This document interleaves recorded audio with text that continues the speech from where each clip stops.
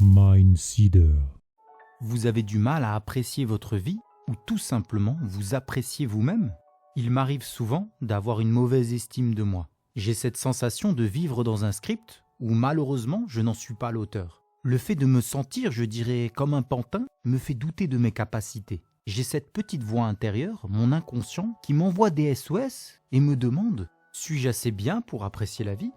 C'est dur de se retrouver dans cette sensation de dégradation où l'on se dénigre. C'est comme être dans un étau qui se resserre au fur et à mesure jusqu'à nous étouffer.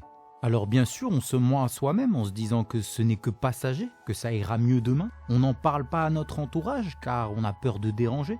Mais intérieurement, il y a un inconfort qui s'installe, qui prend ses aises. Si comme moi, vous avez connu cette sensation, heureusement, ce n'est pas une fatalité. J'ai découvert qu'il y avait une alternative, un autre chemin.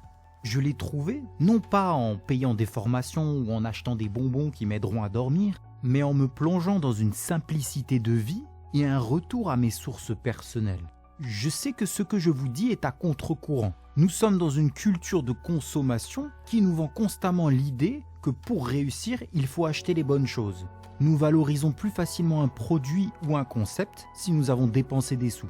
Posséder des objets de valeur, de marque et indirectement être à la recherche de la validation sociale. On pense à tort que posséder beaucoup de matériel rime avec réussite. Cependant, réussite ne veut pas dire bonheur. De plus, chacun aura sa propre définition du bonheur. Si vous n'avez pas l'habitude de faire du sport, vous ne courrez pas plus vite avec une paire de chaussures de la marque Leclerc que des Nike à plus de 300 €. C'est une illusion pure, on n'achète pas le succès sans effort. Le but de la chaîne Mindseeder est de vous proposer des outils gratuits pour aller à la rencontre de vous-même et vous sentir mieux. Donc je vous invite à mettre ces croyances limitantes de côté et si ce n'est que ça qui vous fait penser que ça ne marchera pas, je peux toujours vous envoyer un RIB. Donc comme je vous le disais, sans cette réflexion, j'aurais continué à m'investir dans une mission qui ne me concerne pas. Je rechercherai continuellement l'approbation des autres, à vouloir bien paraître face à des personnes qui ne me portent que peu, voire pas d'estime. J'ai eu cette envie de changer les choses, de passer du paraître à l'être. Plutôt, je vous parlais de cette sensation d'étau qui se resserre. Mais ce mal-être, il vient d'où? C'est nous qui nous mettons cette pression intérieure pour une cause externe, la société, le travail, notre entourage. On cherche constamment à être bien vu, on passe un temps considérable sur les réseaux à faire le voyeur de la pseudo-vie parfaite des autres. Ils sont tellement beaux et parfaits, alors que moi. Et il ne faut pas oublier les médias qui nous arrosent continuellement d'informations négatives, des drames, des conflits, de la violence, des scandales. Alors vu cette situation catastrophique, je peux bien me plaindre moi aussi, ou alors critiquer les autres, ou peut-être même que je vais poster une story de mes dernières vacances à Punta Cana. C'est pas mal ça va bien faire jaser les autres. Finalement, moi, j'ai décidé de sortir de tout ça. J'ai décidé d'arrêter de surenchérir. La réalité, c'est que les gens ne postent pas du bonheur, ils postent leur mal-être, ce qu'ils n'arrivent pas à atteindre. Pourquoi avoir ce besoin de montrer aux autres? Si je suis réellement heureux, je m'en moque de ce que pensent les autres. J'avais cette idée débile qu'en m'approchant de la perfection, j'atteindrais la plénitude. Et puis à un moment donné, je suis redescendu de mon piédestal. Et je me suis demandé, c'est qui nous met en tête ce besoin de perfection, de réussite? C'est certainement pas moi. La seule chose que ça réveille en nous, c'est un complexe de supériorité. Et elle est où la bienveillance là-dedans? C'est en essayant de briller et en rabaissant les autres. C'est comme ça qu'on va aider son prochain. On joue un rôle dans ce script. Et moi j'en ai marre. Je veux devenir acteur de ma vie. On ne peut pas aider les autres si on ne s'aide pas soi-même. Comme on ne peut pas aimer les autres si on n'arrive pas à s'aimer soi-même. Peu importe votre situation, vous avez en vous la capacité de vous pardonner, de vous aimer et surtout d'être heureux. J'étais tombé sur un texte qui m'avait bouleversé. Écoutez-le. Sans lui, j'aurais probablement perdu encore des années à tourner en rond. Si je l'avais découvert plus tôt, j'aurais évité tant de choses. Ou pas, peut-être que j'étais pas prêt. Cependant, je ne veux pas que vous passiez à côté. Car ce simple texte contient la clé qui vous permet de comprendre pourquoi vous vous sentez malheureux, incompris, piégé, pris dans une illusion. Ça a été un vrai déclic pour ma part. Le roi et le jardin. Il était une fois un roi qui avait planté près de son château toutes sortes d'arbres, de fleurs, de plantes. Son jardin était d'une grande beauté. Chaque jour, il s'y promenait, Admirer ce lieu verdoyant était pour lui une joie et une détente. Un jour, le roi dut partir pour un long voyage. Dès son retour, quelques années plus tard, il s'empresse d'aller marcher dans son jardin. Quelle n'est pas sa surprise de constater que les plantes, les fleurs, les arbres, si magnifiques auparavant, étaient en train de dessécher. Il s'approche alors du pin, autrefois majestueux et plein de vie, et lui demande « Mon cher et tendre ami, je ne te reconnais plus. Que s'est-il passé ?» Le pin lui répond « J'ai regardé le pommier et j'ai réalisé que jamais je ne pourrais porter les bons fruits qu'il porte. Je me suis découragé, j'ai perdu espoir et mes épines en même temps. » Tout surpris, le roi part à la rencontre du pommier. Le voyant lui aussi tout rabougri, il lui demande « Où sont passées tes fleurs parfumées et tes fruits si délicieux ?» En regardant la rose et en respirant son doux parfum, je me suis dit que je ne serais jamais aussi beau et agréable à regarder qu'elle. Je préfère sécher sur place. Le roi aperçoit la rose elle-même en train de dépérir. Ressentant une vive inquiétude, il s'empressa de l'interroger. « Dis-moi la rose, suis-je responsable de ce qui arrive? Ai-je négligé soin et attention? Que va devenir mon jardin ?» Alors la rose dit au roi « Comme c'est dommage que je n'ai pas l'âge de l'érable qui est là-bas et que mes feuilles ne se colorent pas comme lui en automne. Dans ces conditions, dites-moi à quoi bon vivre si ce n'est que pour faire de simples fleurs. Je ne suis bon qu'à être jeté au feu. » Songeur et triste, le roi décide de poursuivre son exploration. Tout à coup, il aperçoit une magnifique petite fleur, tout épanouie, et lui demande « Comment se fait-il que tu sois si vivante ?» Elle lui répond « J'ai failli me dessécher moi aussi, car au début, je me suis désolé à la vue de toutes ces merveilles cultivées. Jamais je n'aurai la majesté du pin qui garde sa verdure toute l'année, et encore moins je ne donnerai des fruits délectants comme le pommier. Et oh bien jamais je n'aurai le raffinement et le parfum de la rose. » Et j'ai commencé à mourir. Mais j'ai réfléchi et je me suis dit, si le roi, qui est riche, puissant, et qui a organisé ce jardin avec toute sa sagesse, s'il avait voulu quelque chose d'autre à ma place, il l'aurait planté. Si donc il m'a choisi, c'est qu'il me veut moi, tel que je suis. Et c'est à partir de ce moment que j'ai décidé d'être la plus belle possible. Maintenant, imaginez un instant que cette petite fleur, c'est vous. Focalisez votre attention sur les valeurs que vous aimeriez développer. Nous ne sommes pas tous voués à une réussite à la Mark Zuckerberg ou Jeff Bezos. Nous ne marcherons pas tous sur le tapis rouge, ni ne roulerons en Lamborghini, et je pense que c'est très bien comme ça. L'important, c'est la volonté que l'on met à l'ouvrage, non pas l'impact attendu. Intérieurement, je peux avoir autant de satisfaction à aider ma voisine à monter ses courses que Nelson Mandela à vouloir lutter contre les inégalités. Chacun à son niveau a un impact sur la vie et peut propager le bien. Je fais ce que je pense être bien, mais surtout pour moi et non pas pour l'approbation des autres. Ne perdez pas de temps à vous focaliser sur les mauvaises herbes quand vous pouvez entretenir votre arbre intérieur. On ne peut pas changer le passé. Ce sont des expériences, on a appris des leçons, on évitera de faire les mêmes erreurs, mais c'est aujourd'hui et au présent que l'on peut préparer le futur.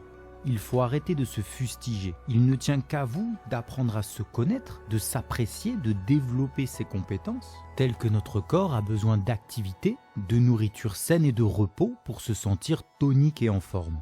Pour obtenir un bon gâteau, vous aurez besoin de tous les ingrédients sur votre recette. Il en est de même pour notre morale. Nous avons besoin de cultiver un regard et une attitude pleine de gratitude, ce qui veut dire de la reconnaissance et un sentiment affectueux envers soi-même. Pour moi, manifester cette gratitude, je dirais que c'est la vitamine de l'âme. Maintenant, la question, c'est comment se congratuler soi-même. J'aime aussi dire comment s'arroser de gratitude. Et vous allez être étonné car c'est plutôt simple, même très simple, car il faut simplement oser se dire merci. Je dis merci à la vie, car chaque matin où je me lève, le paysage est différent, du rayon de soleil à la goutte de pluie qui coule sur les vitres. Merci, car j'ai un travail qui me permet de me faire des petits plaisirs, comme le bruit de cette machine à café chaque matin. Merci, car j'ai un toit au-dessus de la tête, malgré le froid, il fait 20 degrés chez moi. Merci pour tout ce que j'ai pu vivre, ce que j'ai pu ressentir, ainsi que tous les sourires que j'ai croisés. J'exprime ma gratitude envers la vie. Merci à vous qui m'écoutez, à toutes les personnes qui partagent ma vie, à tout ce que vous avez dit ou fait pour moi. Merci pour votre intégrité, votre fidélité, cette confiance, ce soutien inconditionnel que vous m'apportez. Je rajouterai encore merci pour votre sécurité, votre amitié, votre ouverture d'esprit, vos partages, cet accueil et surtout tout cet amour. J'exprime ma gratitude, ma reconnaissance envers les autres aussi. Merci mon corps de me suivre chaque matin, de me soutenir au travail, de me perfectionner à la boxe. Merci pour ta loyauté, de me suivre dans toutes ces aventures, de me prévenir quand cela ne va pas et surtout pour les innombrables services que tu m'apportes chaque jour. Merci moi d'avoir ouvert les yeux, d'avoir évolué, de ne pas attaquer quand on m'attaque, d'être toujours dans une démarche ou plutôt une intention positive. Merci à mes pensées, d'être en constante réflexion, en quête de congruence. Faire ce que je dis, dire ce que je pense et penser ce que je fais. Je m'engage à continuer sur cette voie qui m'épanouit chaque jour. J'accepte de faire des erreurs, car en apprenant d'elles, elles se transformeront en expérience. M'accepter tel que je suis renforce ma confiance en moi et mon estime. Si je sais reconnaître ma propre valeur, je serai moins en attente de la reconnaissance des autres. Cela va m'apaiser, je vais me sentir plus libre, plus heureux, jusqu'à atteindre une énergie débordante. Maintenant, je me concentre sur mon sourire. Il ne coûte rien, mais apporte tellement. Même à travers un audio, on ressent mon sourire au travers de ma voix. Et oui, j'ai le droit de me sourire à moi-même. Des fois, je m'amuse tout seul, et à d'autres moments, je suis fier de moi. C'est mon soleil du matin. Dès que je saute du lit, poser un sourire sur mes lèvres me met dans une disposition d'état d'esprit positive.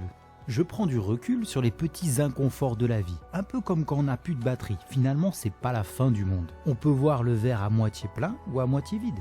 Je suis responsable de mes émotions. Si j'ai décidé de me réveiller du pied gauche, toute la journée sera difficile. Eh bien, il en est de même. Si je décide de me réveiller avec le sourire et d'avoir une journée heureuse, je ne lui demande pas son avis, je fais de sorte qu'elle soit belle. Nous pouvons et nous sommes dans notre droit d'inverser l'attraction. Ce n'est pas parce que j'ai fait tomber ma tartine de Nutella sur ma chemise de bon matin que toute la journée sera nulle. Je trouve la force intérieure de relativiser, voire même d'en rigoler, et j'inverse la tendance. C'est le concept même de la loi d'attraction. Je me concentre sur les choses agréables pour les attirer dans ma vie. N'oubliez pas que cultiver le sourire tout au long de la journée dynamise. Et en plus de ça, il est contagieux. Si vous tenez à jour un agenda, un carnet de bord, n'hésitez pas à noter toutes les choses qui ont épanoui votre journée. Ces petites notes deviendront un élixir parfait le jour où vous aurez le moral dans les chaussettes. C'est une bonne façon de recharger les batteries. Après tout ce que nous venons de partager, ressentez-vous cette énergie positive ? Prendre soin de soi fait plaisir. Et sachez qu'il est aussi bénéfique de dire à l'autre ce que nous apprécions chez lui. Si la démarche est sincère et authentique, cela l'aidera à prendre confiance en elle. Dans l'expression de votre reconnaissance, évitez le merci de politesse, fade, sans substance. Vous me direz que c'est mieux que rien, mais il n'aura aucun impact. Il ne doit pas être forcé. Cela doit être un merci du cœur, un merci savoureux, plein d'énergie, un écho de votre ressenti intérieur. Soyez naturel, engagez-vous sans filtre, à 100%. Exprimez pour quelle raison son attitude résonne en vous. Complimenter ne veut pas dire se rabaisser. Au contraire, c'est s'ouvrir à l'autre, partager. Voilà ce que je vois en toi et qui m'anime. Remerciez-le pour ce qu'il vous a apporté et pour ce qu'il est. Personnellement, quand je vois sur cette chaîne Mindseeder, cette communauté grandissante, fleurissante, cela satisfait en moi ce besoin de partage, de créer du lien.